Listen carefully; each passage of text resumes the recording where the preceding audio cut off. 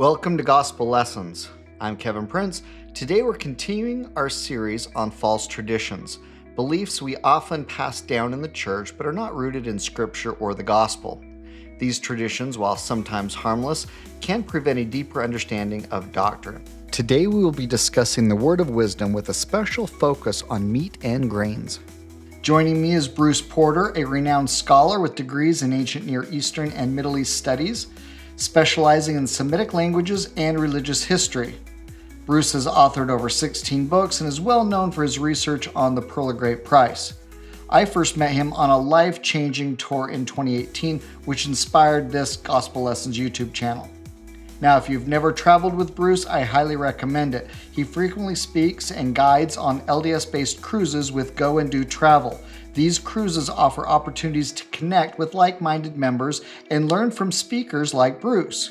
I'll be joining the Momentum 2026 cruise with him, and if you're interested, use promo code PRINCE for $100 off. All proceeds from Gospel Lessons, including sponsorships, go to charity. Welcome back, Bruce. It's so great to have you again. Good to be back with you, Kevin, always. I'm really excited about today's talking about the word of wisdom. You know, we did that episode. In fact, it was the very first episode of this false traditions, and we talked about word of wisdom. But it was really in the context of overarching, like creating fences, and it's been a popular video. But we've got a lot of comments that people wanted more specifics, and we're going to get into some of that today. That's what I want to do. When we talk about word of wisdom in the church, oftentimes we jump immediately to the do's and don'ts, and I like to stop, take a step back and say, okay, why did we get this in the first place? Because then we will better understand why we have it. So verse 4 is key to me, and it says, "Behold, verily thus saith the Lord unto you, in consequence of evils and designs which do and will exist in the hearts of conspiring men in the last days, I have warned you and forewarned you by giving unto you this word of wisdom by revelation." So the whole reason that we have everything else that comes after this, all the do's and all the don'ts, is because of evils that will and do exist in the hearts of conspiring men in the last days. Can you comment on your thoughts on that? No, I think that's really when the word of wisdom, when it was given to Joseph Smith when they were there in Kirtland. And there were some issues that Emma had with what was going on. And Joseph Smith went to the Lord with this question: what should we and shouldn't we do, and what's good and what's right? And I think this verse is key to the word of wisdom. I mean, it talks about earlier that it's not given by way of commandment nor by constraint, but given as a principle with a promise. And the promises show up down at the end of this section. But he's telling us because of the evil designs which do and will exist in the hearts of conspiring men in the last days. Now, I think that means from Joseph Smith time right down to the end, these things are going to be in the front of everyone. They're going to be connected to almost everything we do in almost every day because of the evil designs and conspiring men. There are and will be evil men that this is why we are given this. If we always think about that, I think it'll put the idea of why we do this in a better context. Now, one of the things that came up in our last videos, people were saying, what about meat?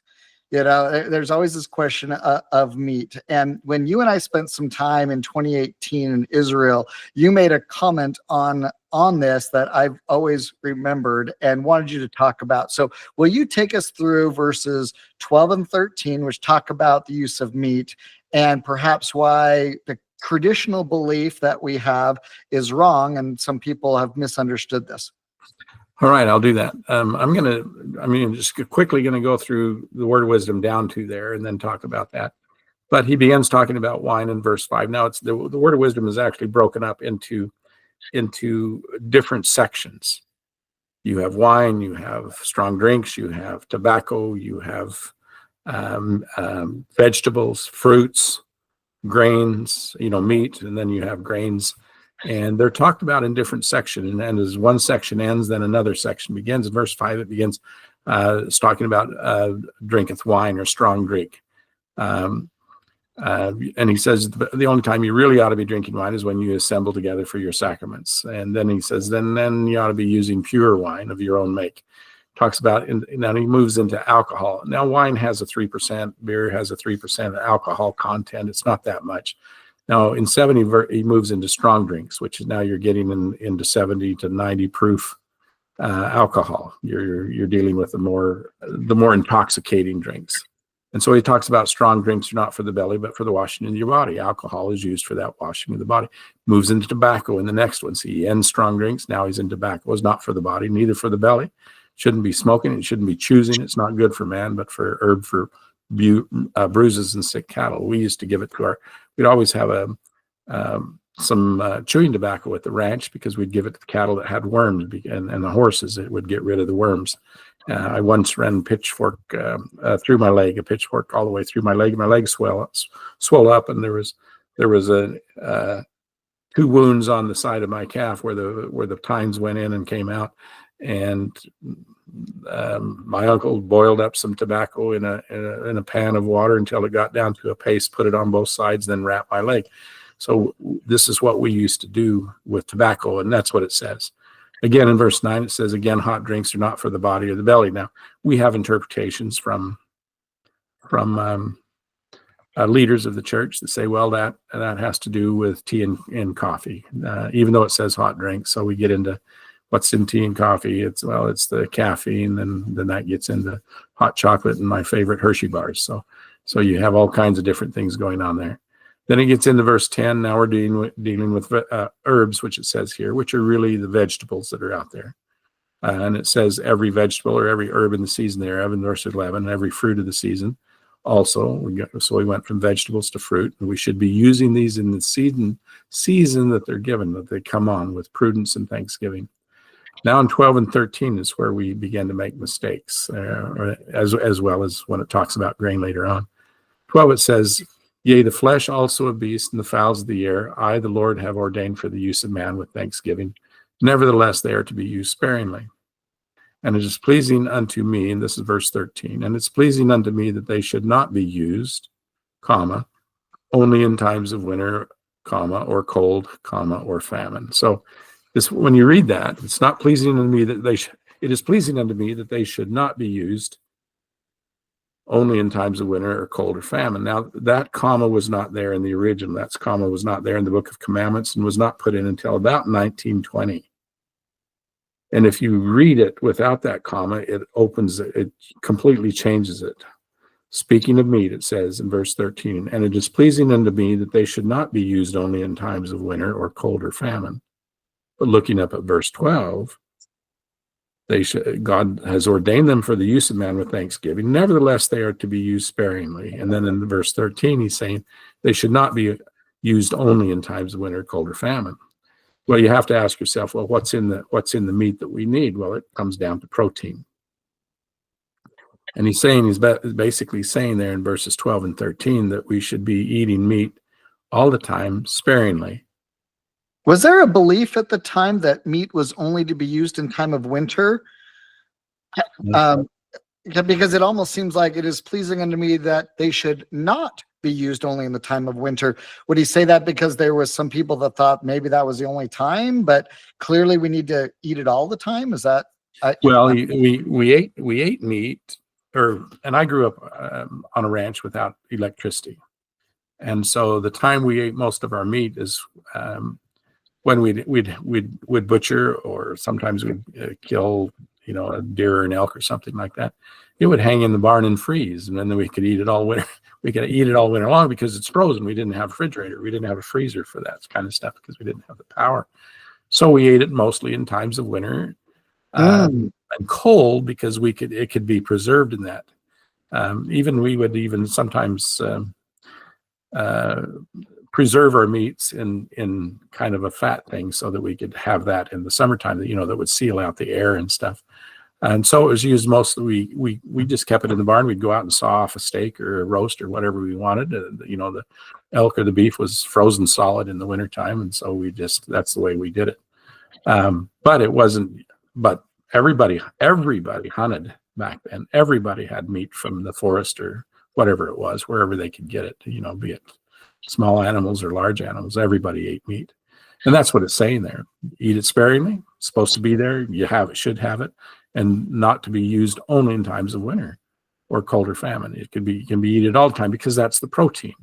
And you can eat fresh meat. If something's killed fresh, then you can eat it right. You can eat it right away. So, but notice in 14, now we've gone through the different categories. Now we're moving from meat to grain. In verse 14, all grain is ordained for the use of man, a beast, and the staff of life, not only for man, but for the beasts of the field, the fowls of the heavens. And then in verse 15, it's different. It says, and these, speaking of grain, not meat, not vegetables, not fruits, speaking of grain, verse 14, all grain, and verse 15, and these God has made for the use of man only in times of famine and excess hunger. Now, for years, we've turned that around. Don't eat meat, eat grain all the time. But in reality, it's saying eat meat all the time sparingly, and the grain is to be used in times of famine and excess hunger. Well, the reason that is because they both hold protein. The meat holds protein, and the grain has protein in it. You can't store the meat like you can store grain. And so you eat meat and protein sparingly, year round, all the time, not only in cold or excess hunger. But grain is to be stored so that you can have protein when you don't have the meat. It's to be stored for famine and excess hunger, as it says in verse 15. And then it goes down and tells you what grains are good. All grain is good for the food of man and the fruit of the vine. Then it says, okay, here's the rule. And this is true even today. Wheat for man, corn for the ox, oats for the horse, rye for the fowls and for the swine, and all beasts of the field, and barley for useful animals, and mild drinks as other grains. So it kind of gives us instruction there. But do you think, and I'm just hearing this for the first time, this part, but do you perhaps associate this swapping that we did, where we've believed for so long to eat grains as kind of the staple and meat sparingly, and it probably, according to what you just said, should be reversed: meat all the time, but grain sparingly, wheat in particular? Is this perhaps why people have gluten intolerance? I think it is. I think it is. If we followed the word of wisdom, we wouldn't have that intolerance, that gluten intolerance. And my doctors keep telling me that I should, I'm iron deficient, and they keep telling me you need to eat more red meat. You need to have red meat. They're telling me to eat the stuff and carbohydrates, which is in the grain, which is good for famines and storage. You can store the grain where you can't store the meat the same way. Where it says, I've ordained for the use of man with thanksgiving, nevertheless they are to be used sparingly, talking about meat. So you should be eating it consistently, perhaps even every day. You're just not supposed to overeat meat. Is that what sparingly means in that? I think it does. I don't think it means just once a week, or, I don't even know that it means once a day, but you eat it on a regular basis. And he says, not, as he says there, should not be used only in times of winter or cold or famine. Eat it. It means all the time. Yeah. You're supposed to eat it. And grain, we should have probably been, a little bit dialed down with from what we have done. And perhaps that overexposure to wheat is perhaps what's led to a gluten epidemic, honestly. As you said at the beginning, that, this is given, it's not a commandment, but giving as a principle with a promise. Because there's people that say, and they're pretty adamant in the comment section, they're like, no, it wasn't then, but it is now. It's now a commandment because in 1921, it became part of the temple recommend questions. That's when it became a commandment. Now, my belief is it's still not a commandment. But even when the church has changed the policy or the requirements to get a temple recommend going to the temple, it's not a commandment per se, because it says right here, it's a principle with a promise. I just don't see it written here. Is it a commandment, do you believe, or is it still a principle with a promise? Well, I think it is exactly what it says. I think we put it in the temple recommend interview because that's just one of the questions or one of the requirements for going to the temple. Now, there's many requirements in that temple recommend interview. There's lots of different requirements. Do you associate with this? Are you doing this? Are you living up to these covenants and things like that?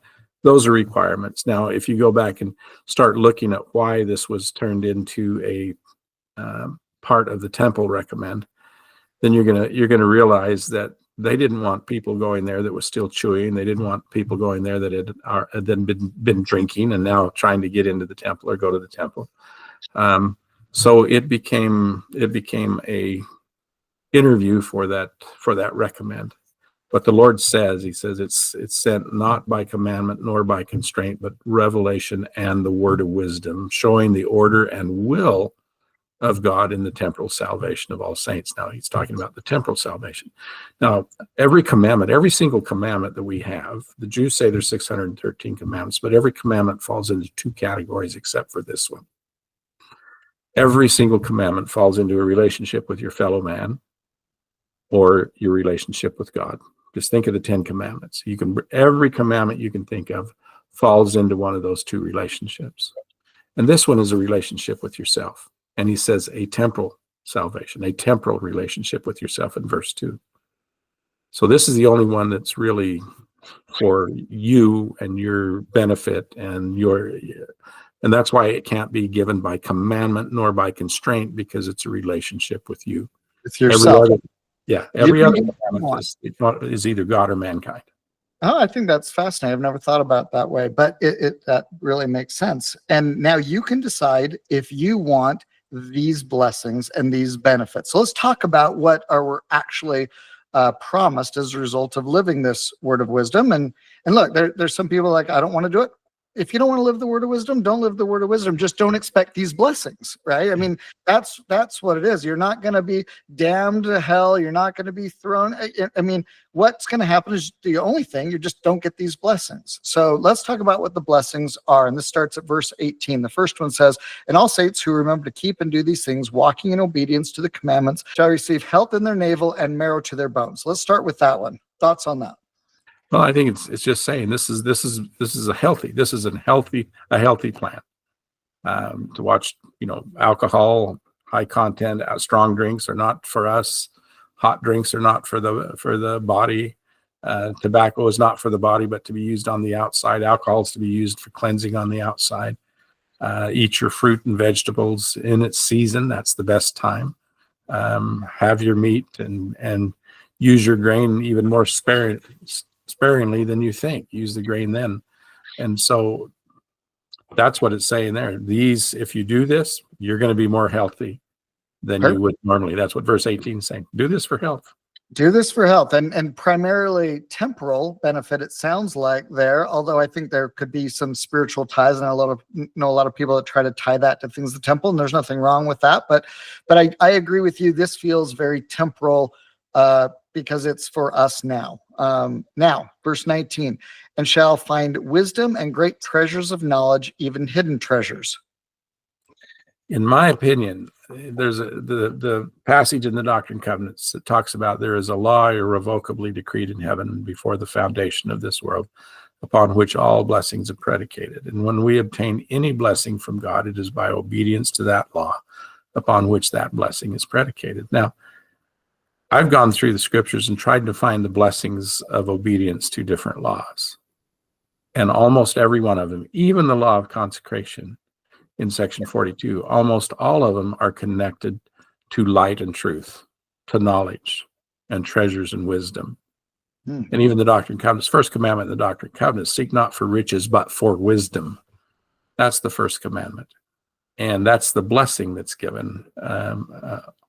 In almost any time I see that obedience is required to a law in the Doctrine and Covenants, the blessing connected to that is connected to light, truth, knowledge, and wisdom. And so I think that's really there. And I've seen that in my life. I've seen, and I think the knowledge is important. Abraham says, I was a follower of righteousness and possessed great knowledge, but I wanted to be a greater follower of righteousness and to possess greater knowledge, because the more knowledge and understanding, light and truth you have, the more obedient you can be to God.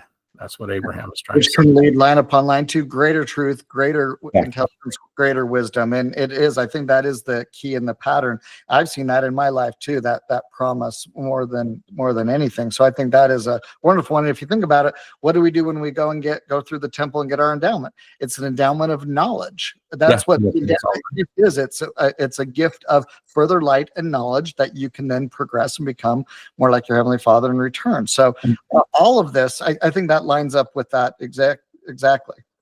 Third promise, and shall run and not be weary, and shall walk and not faint. Well, I think that at my age, I think that has a lot to do with age. So, and it's what it's doing is just, you're going to be healthy because of verse 18. 18 is saying the health is going to be there. You're going to get smarter in verse 19, maybe in verse 20. If with that wisdom, you're not going to run and you're not going to walk too fast. Maybe that's it. I don't know.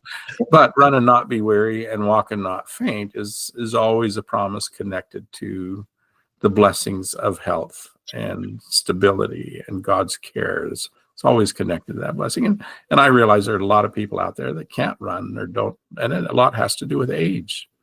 But the health is the important part, and that's really what 20 says. It's, in my opinion, it's almost a rewrite of verse 18. Health in the navel and marrow in their bones. Strength is going to be there, and that's what running and not being weary is. Strength in the muscles. The strength that is going to exist there.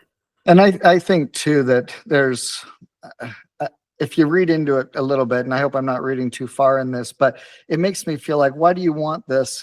Whether it be a physical thing or a mental or emotional thing, all of which, physical health is tied to, helps us endure to the end in whatever way you need to endure to the end. And I see that run and not be weary and walk and not faint is an endure to the end promise of can come from great health, I think, even if it's not always physical. So then the last one, which I think is the most interesting of all the blessings, the fourth one, verse 21, and I, the Lord, give unto them a promise that the destroying angel shall pass by them as the children of Israel and not slay them. Amen. I think this is really interesting because this is the only time in scripture that the term destroying angel is actually used, which I think surprised a lot of people. You'd think that would be in more places. It's not. Destroying angel is only there. And it's referring to the Israelites in Egypt, the 10th plague, where, it's not called the destroying angel there, but where death passed over the Egyptians and the firstborn were killed. Saying, I think the implication here is if you keep these promises, there is something that you will be protected from. Now, in my mind, this is the one that really ties back to verse 4 that talks about the reason we were given this in the first place, with the evil and conspiring men in the last days, and that there are designs that they will have that will do it. What do you think about that, the connection between the designs of evil and conspiring men and perhaps this promise that the destroying angel will pass by us? I think it's directly connected, because the destroying angel, in passing them by at the time of Moses, in that 10th plague, it was to save their lives. It was to save their physical lives. And connected back there to the beginning of this section and this verse here is maybe a connection to our spiritual lives at the same time. And I think that's what it's talking about, because of the evil designs of conspiring men in the last days that will separate you spiritually. Because the spiritual aspect, the real spiritual blessing, is receiving treasures of knowledge, wisdom, and great treasures of knowledge, hidden treasures of knowledge.